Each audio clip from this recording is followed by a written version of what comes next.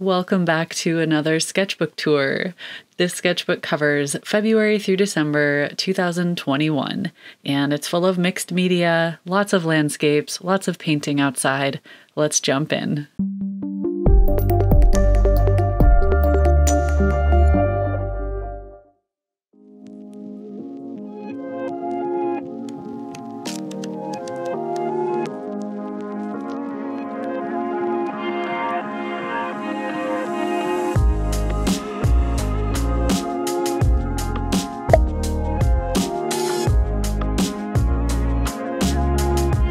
For those of you who are a little impatient or don't have a lot of extra time, I'm going to do a quick flip through of the whole sketchbook first, and then a long walkthrough of every page showing you lots of juicy close-ups and giving you some behind-the-scenes info.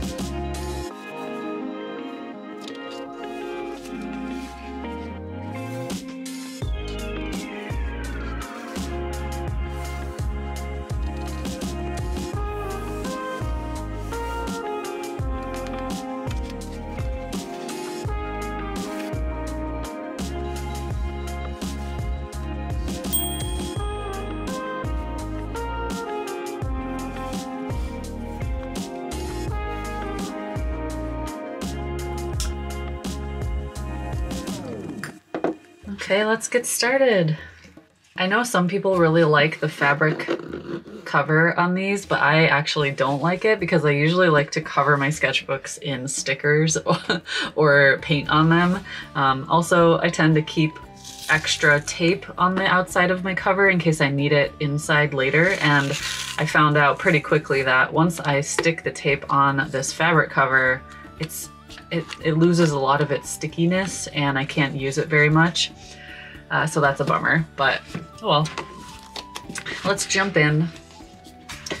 So I've mentioned this in many of my videos, but if you ever feel nervous or shy about starting a sketchbook, one really good way to get over that is to use your first page, your inside cover first page, as a way to test your materials. So I used it as a swatch sheet for my gouache and a little test page for all of my different pens. I was mostly seeing which ones are waterproof or how long I have to wait for them to dry before I can add water to them. It's just a really useful thing to do in a sketchbook, and it immediately gets you over the fear of messing up. I started the sketchbook February 11th, 2021. Jumping straight into gouache, we have a little test over here, just kind of seeing how the paint layers on this paper, and I found that I really love almost every medium I've used in the sketchbook, but especially gouache. I love the texture of the paper because it's really, really smooth, but it has just a teeny bit of tooth to it, so I can get lots of lovely dry brush textures. And this one was a 2-color challenge. So only using these 2 colors, how can you paint a scene? And I think I did this for my Patreons, but I might have a preview of this on my YouTube channel somewhere. And these may look familiar if you have taken any of my Skillshare classes, especially this one. I did a Happy Canyons Skillshare class, painting different types of canyons with pretty canyon light.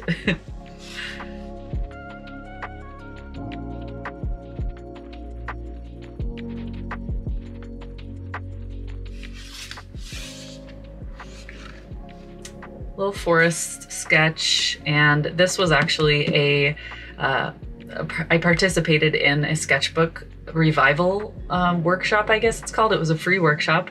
If I remember, I'll put a link to it in the description. They do it every year, but this was one of the first lessons or things that we did, and it was just a lovely little doorway scene, and I am obsessed with doorways, so it was right up my alley. And it's mixed media, watercolor and ink.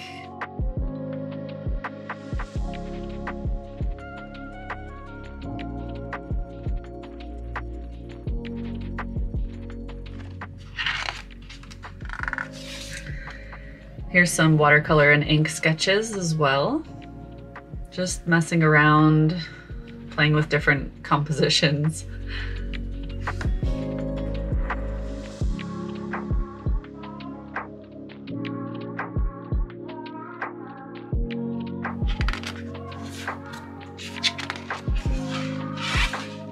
Some more watercolor and ink, and this was actually a brush pen, so I had to do the brush pen after the watercolor because my brush pen is not waterproof.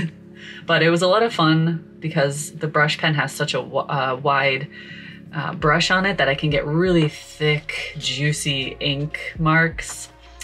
But you know, that makes it a little challenging because you can go overboard really quickly, so you have to kind of hold yourself back a little bit sometimes. This was a little scene I did for the Etchr workshop I participated in, or that I taught, and you can go watch that on their channel. On the right, we have a very wonky tractor that I painted when I took the Etchr mini workshop with Ian Fanelli, who is an amazing artist. You guys should definitely go check out Ian. And it was, I rarely draw or paint machinery of any kind or vehicles, so it was a huge challenge in a lot of ways. But I have to say, the whole point of that was to have fun and try something different. So I achieved my goal in that sense. And then we have some snow studies, which were also part of an Etchr workshop that I taught.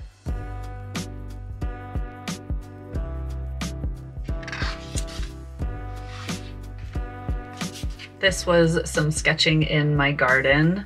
This was watercolor and ink. This is watercolor and ink, but with a gouache black background. And yeah, I think I have a video about this you can go watch.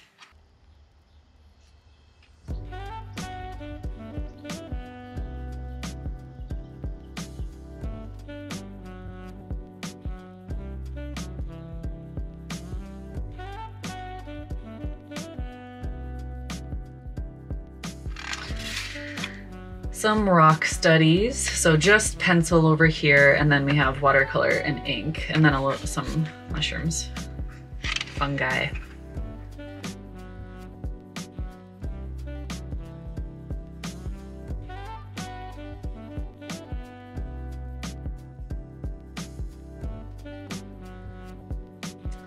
You can see a tiny bit of marker bleed through here, so I was just testing out some of my markers here, and that's what they look like on the back, just for anyone out there curious about markers. Then we have a couple plein air studies. This was gouache and ink, actually, which I rarely do, but it was a lot of fun painting a little area in Elgin. I was actually waiting to get my first vaccine, I believe, so I had a lot of time to kill, and there was this nearby park, so I went there. And then this was a little boat yard over in Lossiemouth. It's a really pretty coastal village, and there's tons of boats to paint. And this was gouache. I believe I have a video about this on my channel as well.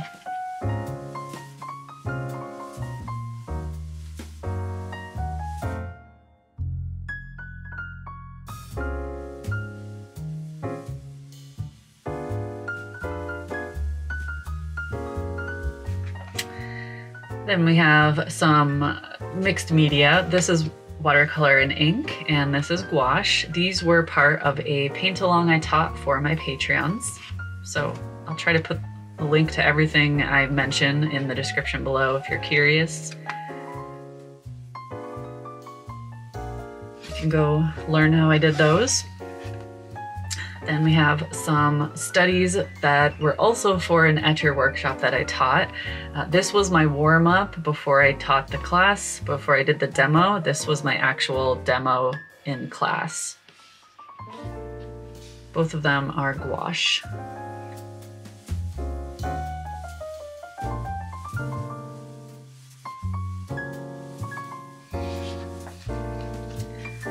Some more mixed media. We have some watercolor and ink over here, just some rocky field scene.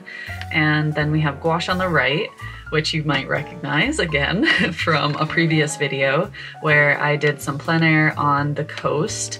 And I then came back to the studio and did the painting again to kind of compare different techniques basically, and different lighting and colors and such.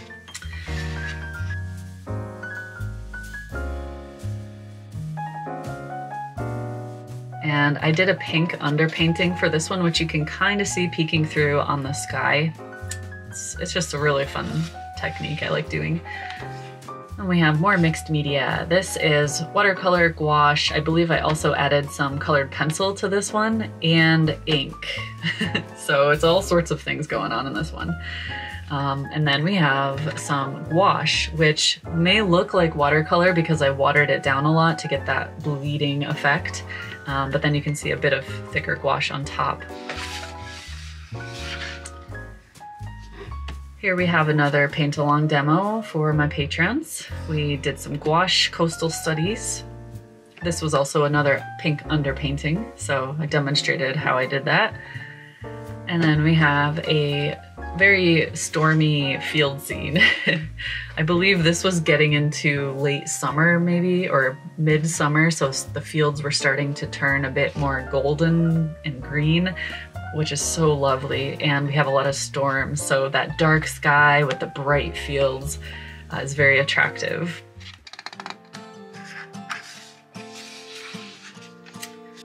I painted this for one of my long sketchbook sessions here on YouTube, so you can go watch the full process, and I even talk about some of my strategies, but I've also done a more thorough lesson about this in an upcoming landscape class that I have, so whenever that comes out, I'll try to remember to link it below. But it's a really fun thing to practice if you want to play with warm and cool light, warm and cool colors, and especially for mixing greens. So the strategy was to paint warm greens on the left and cool greens on the right, but try to have them like become one to make it look harmonious. And I talk about that in the class a lot, but it's just a really fun challenge. If you're up for it, I highly recommend that you try it. You don't have to do like a long scene like this, but I just thought it worked.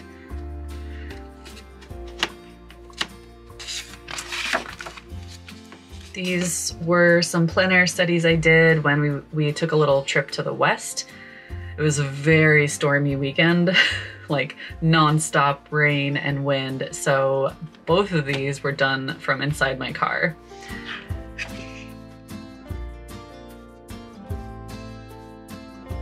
And these are watercolor and ink. This is gouache.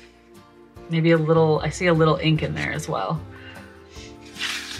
This was a little plein air scene I did on the coast over by Cullen. It's a really pretty coastal town, beautiful beach, and I actually paint there quite a lot.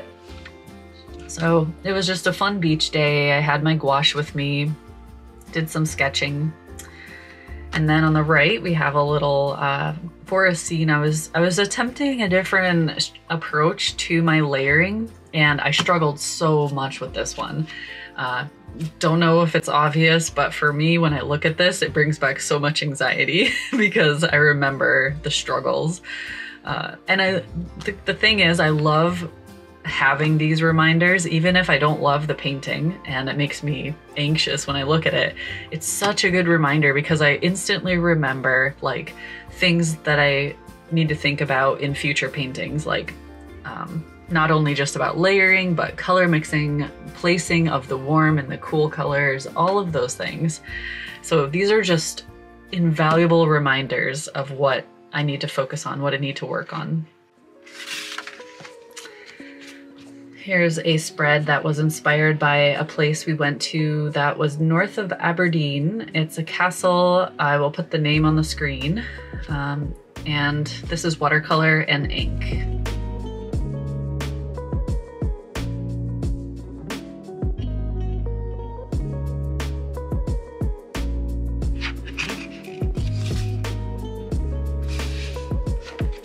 Then we have some gouache studies. This was for a paint along I did for my patrons, and I think also a YouTube video, but we are practicing painting different types of textures with gouache. So old rustic wood, old stonework and brickwork.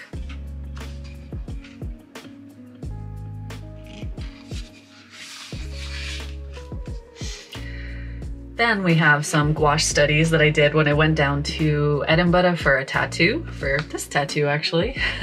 I did these in my hotel room because it was pretty stormy and windy out that weekend, or that whenever I went down there, and on the way down I saw so much inspiring scenery. I was like, oh, I really want to stop and paint, but I had to get to the city. So I just kept that inspiration in my mind and painted in my hotel room. This is another one of those where I have a pink underpainting.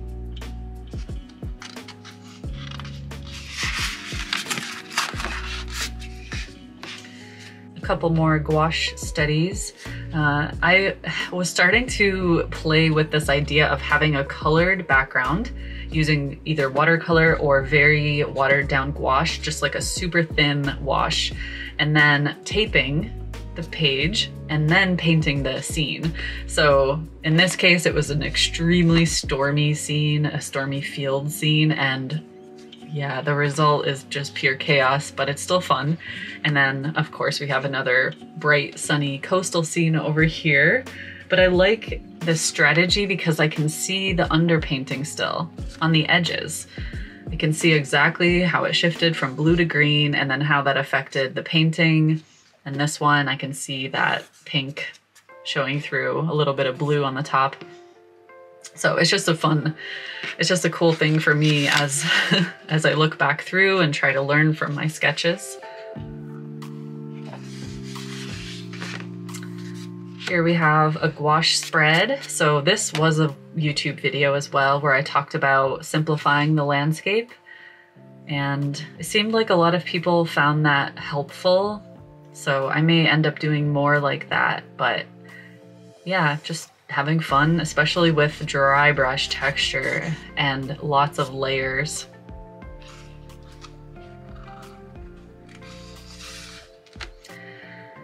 And we're nearly at the end. So this is a very messy page painted at Cullen Beach. We're into December now. And I wrote, just barely above freezing, the 2 p.m. sun was setting behind the hills, warm and cool tones dancing together. Yeah, and when we get close to the winter solstice here, the sun, even at 2 p.m., is barely above the horizon, especially in this location. So just the very tops of the hills were illuminated, and everything else, the whole beach was in dark shadow already. These like beautiful blue and purple shadows. So it's quite magical. It's a beautiful time of year. I accidentally painted the edge of that, as you can see, because I did a underpainting on this spread. So you kind of overlapped there. But anyway, I did an underpainting of this dark green color that you can see, and then this is gouache on top of it. Little field scene.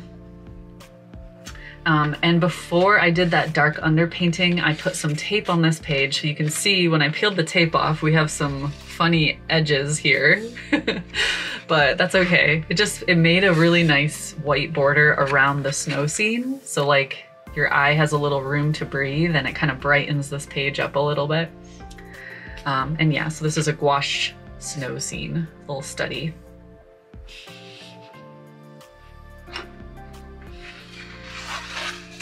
And that's it. This was the final page, the back side of the final page I just used as a swatch sheet for my watercolor. So as I mentioned in the beginning, it's a nice way to start a sketchbook. I do swatches of various mediums, and sometimes I use the back side of the end of the sketchbook as well for little tests and swatches. Thanks for hanging out with me, everyone. I'll see you again soon.